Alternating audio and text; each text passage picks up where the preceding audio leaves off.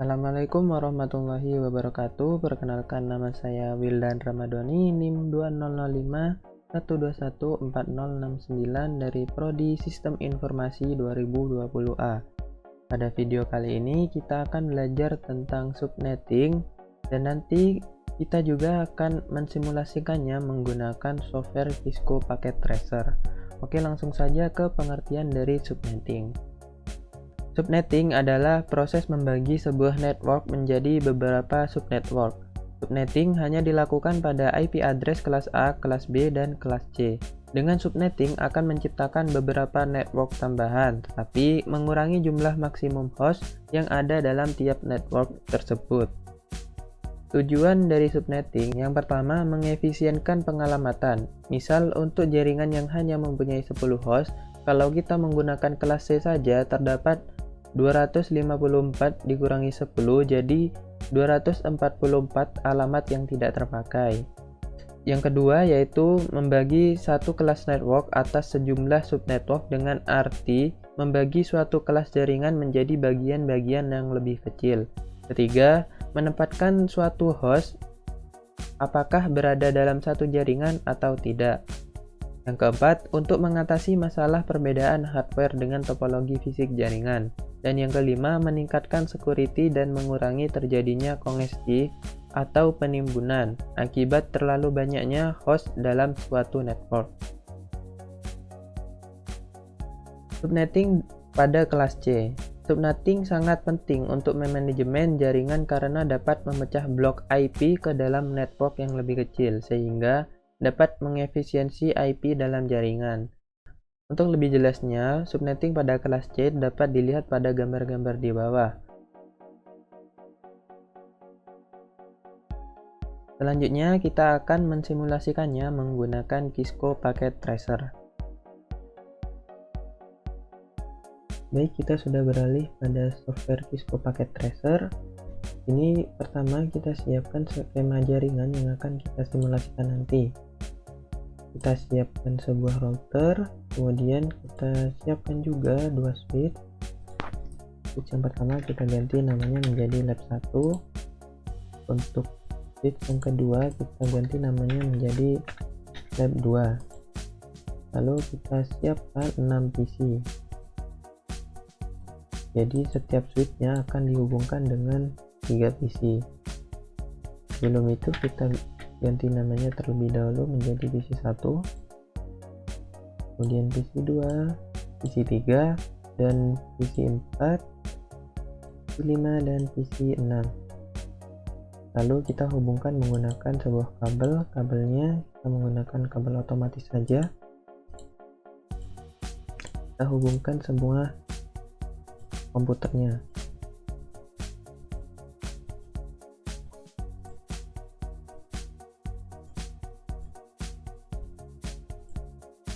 Setelah komputer sudah terhubung dengan switch, lalu selanjutnya kita hubungkan kedua switch ini ke router.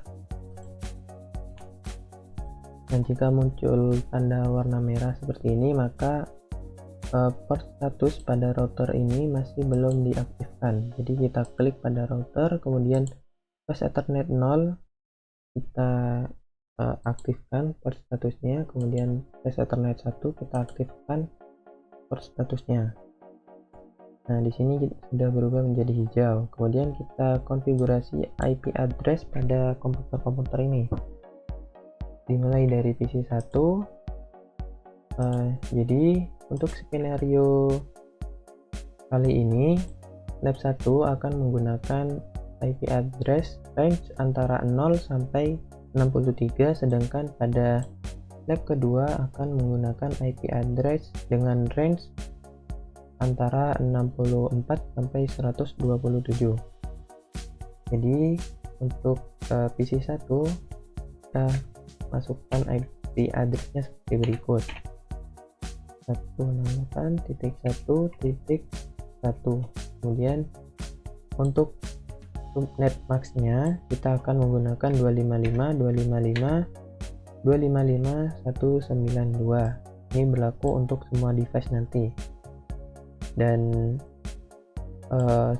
untuk studi kasusnya Nah, di sini kan ada untuk penambahan gateway. Jadi nanti pada PC 1, PC 2, dan PC 4 kita akan menambahkan gateway. Sedangkan pada PC 3, PC 5, dan PC 6 kita tidak akan menambahkan gateway-nya. Jadi untuk percobaannya kita dapat lihat nanti. Jadi PC 1 kita tambahkan gateway karena lab 1 nanti range-nya antara 0 sampai 63, kita bisa mencobanya. Misalkan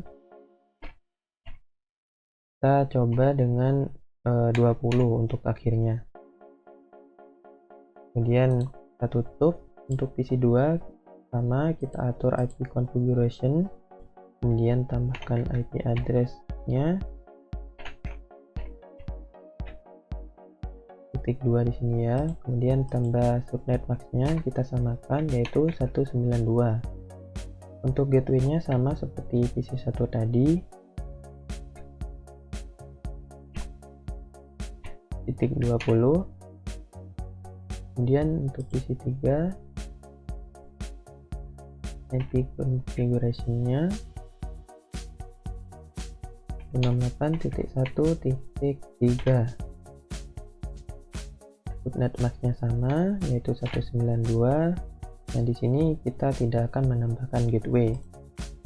Kemudian kita konfigurasi pada PC 4. Nah, seperti yang saya bilang tadi, bahwa skenario kali ini pada lab kedua range-nya antara 64 sampai 127. Jadi pada PC 4 ini saya akan mencobanya dengan menambahkan IP address sebagai berikut, yaitu 168.1.65. Kemudian subnet max-nya sama, yaitu 192. Kemudian kita tambahkan gateway karena ini berada pada lab kedua, jadi gateway-nya kita bedakan dengan lab ke-1. Jadi kita tambahkan 192.168.1 karena range-nya antara 64 sampai 127. Jadi misalkan saya akan menggunakan 90 mungkin. Jadi seperti itu. Kemudian kita tutup. Lalu pada PC kelima kita atur konfigurasinya pada IP 168.1. Kan tadi 65, jadi di sini kita tambahkan menjadi 66. Masknya sama, 192. Kita tidak akan menambahkan gateway pada PC 5. Kemudian pada PC 6 192.168.1.67 192, dan gateway-nya kita kosongkan. Kemudian pada router kita atur. Nah, untuk Fast Ethernet 0 ini IP configuration-nya pada IP versi 4 kita samakan dengan gateway pada lab 1. Jadi tadi gateway pada lab 1 yaitu 192.168.1.20. Kemudian subnet max-nya kita samakan, yaitu 192. Kemudian kita atur pada Fast Ethernet 1 ini merupakan port untuk lab kedua. Jadi IP address versi 4 ini kita tambahkan sama seperti gateway pada lab kedua tadi, yaitu 192.168.1.90. Lalu subnet max-nya sama. Kemudian untuk percobaannya kita akan menambahkan simple PDU. Sebelum itu kita klik terlebih dahulu simulasinya, kemudian kita reset filternya, kemudian kita edit. Nah, di sini kita hanya mencentang IC MP-nya saja. kemudian kita tutup. Nah, untuk percobaan pertama kita akan menambahkan Simple PDU pada PC 1 ke PC 3. Apa yang akan terjadi? Jadi kita klik next. Nah, jadi dari PC 1 akan mengirim ke switch, kemudian switch akan mengirim ke PC 3. Ini PC 3 menerima pesan dari PC 1. Dan PC 3 juga dapat mengirim ulangnya ke PC 1. Kenapa? Karena PC 3 dan PC 1 masih berada pada gang yang sama, yaitu berada pada switch 1 atau lab 1. Jadi komunikasi antara PC 1 dengan PC 3 berhasil. Nah, untuk percobaan kedua, sebelum itu kita delete terlebih dahulu. Untuk percobaan kedua, kita akan menambahkan Simple PDU pada PC 1 ke PC 4. Nah, seperti skenario tadi, yaitu PC 1 dan PC 4 sama-sama memiliki gateway. Jadi kita amati apa yang terjadi. Klik next. Nah, ini masih berjalan, jadi satu akan mengirim ke switch. Nah, switch akan mengirim ke router. Sedangkan jika berhenti di tengah-tengah seperti ini atau berhenti pada router, jadi masalahnya karena ARP masih belum terdata. Jadi kita reset terlebih dahulu simulasinya. Kita jalankan ulang simulasinya. Klik next. Nah, di sini router sudah menerima pesan dari PC 1. Nah, kemudian dilanjutkan dengan router akan mengirim ke switch dan switch akan mengirim ke PC 4.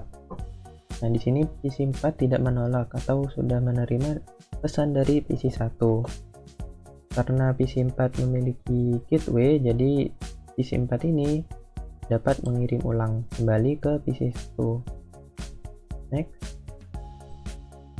Dan PDU tadi berhasil. Jadi PC 1 dan PC 4 komunikasinya berhasil. Dan selanjutnya untuk percobaan ketiga, kita akan menambahkan Simple PDU dari PC 2 ke PC 5. Seperti yang kita tahu bahwa PC 2 memiliki gateway, sedangkan pada PC 5 tidak memiliki gateway. Kita akan amati apa yang terjadi. Kita klik next. Nah, PC 2 mengirim ke switch, kemudian switch akan mengirim ke router. Nah, seperti yang saya jelaskan tadi bahwa kalau berhenti seperti ini, ARP masih belum terbaca atau terdata. Jadi kita reset simulasi terlebih dahulu. Kemudian kita jalankan ulang simulasinya. Nah, jadi router di sini sudah dapat menerima pesan dari PC 2. Kemudian router akan melanjutkan ke switch pada lab kedua dan switch akan mengirimnya ke PC 5. Nah, di sini PC 5 tidak dapat mengirim ulang ke PC 1 karena PC 5 tadi seperti yang kita tahu bahwa PC 5 ini tidak memiliki gateway. Jadi komunikasi antara PC 2 dan PC 5 ini gagal. Kita lanjutkan ke percobaan keempat. Sebelum itu kita delete terlebih dahulu simulasinya. Jadi untuk percobaan keempat kita tambahkan Simple PDU pada PC 3 ke PC 6. Seperti yang kita tahu bahwa PC 3 dan PC 6 ini sama-sama tidak memiliki gateway. Oke, kita amati prosesnya. Nah, di sini ada PC 3 langsung putus asa atau langsung tidak dapat mengirimkan ke PC 6 karena PC 6 sudah berada pada gang lain atau berada pada lab lain, dan lab pada PC 3 dan PC 6 ini sama-sama tidak memiliki gateway. Jadi sudah berhenti pada sini, pada PC 3 ini. Di komunikasinya gagal. Baik, kita ganti dari simulasi ke real time. Dan sekarang kita akan coba men-tracing dari PC1 ke PC3. Kita coba tracing. Untuk komennya kita ketikkan tracer IP tujuan, yaitu kan kita mencoba dari tracing ke PC1 ke PC3, jadi kita tuliskan IP address dari PC3 itu 92.168.1.3. klik enter. Nah, di sini tracing berhasil seperti percobaan tadi, kan komunikasi antara PC1 dan PC3 berhasil. Kita sekarang coba tracing antara PC1 ke PC4. Masukkan IP address dari PC4 1.65. enter. Maaf, di sini terdapat kesalahan dalam penulisan. Kita coba ulang. Kita ketikkan tracer 192.168.1.65. enter. Nah, tracing antara PC1 dengan PC4 berhasil. Trace complete. Selanjutnya kita akan tracing antara PC2 ke PC5.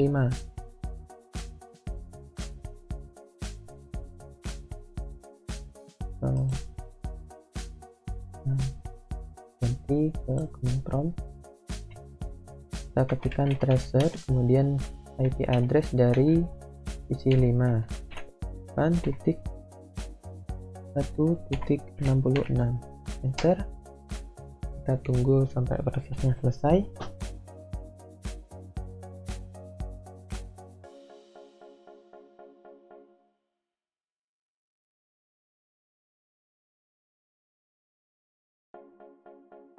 Nah, di sini muncul sebuah pesan, yaitu request timeout.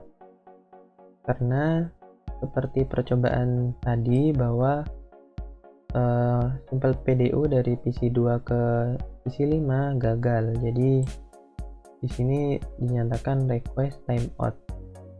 Selanjutnya kita coba tracing antara PC3 ke PC6. Kita masukkan tracer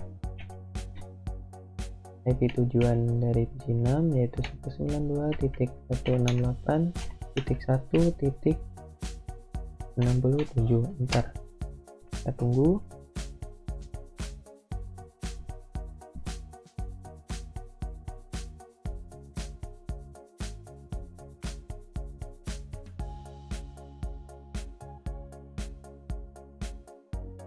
Nah, muncul sebuah pesan request timeout. Di tracing dari PC3 ke PC6 gagal. Mungkin seperti itu simulasi dari video kali ini, semoga dapat dipahami. Sekian penjelasan dari saya. Jika terdapat kekurangan atau kesalahan dalam pengucapan, saya mohon maaf dan terima kasih sudah menonton sampai akhir. Wassalamualaikum warahmatullahi wabarakatuh.